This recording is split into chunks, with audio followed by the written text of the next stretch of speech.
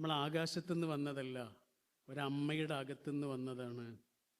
അതാ എറോട്ടിക് സിമ്പലൊക്കെ ആയിട്ടാണ് പൊക്കിളിനെ കാണിക്കുക. എന്താ പൊക്കിളെന്നറിയോ? അമ്മ. അമ്മയുടെ നേരെ ചവിട്ടാൻ കാലോങ്ങുന്നവൻ്റെ വയറ്റിൽ കിടന്ന് ആ പൊക്കിളിങ്ങനെ കരയുന്നുണ്ട്.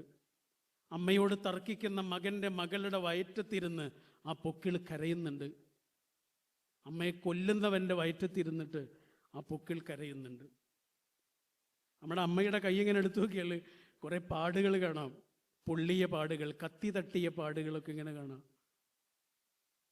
അച്ഛൻ്റെ കയ്യിൽ ചിലപ്പോൾ പാടുകളൊന്നും ഉണ്ടാവില്ല, അച്ഛൻ തന്നെയാണ് അതിൻ്റെ അടയാളം.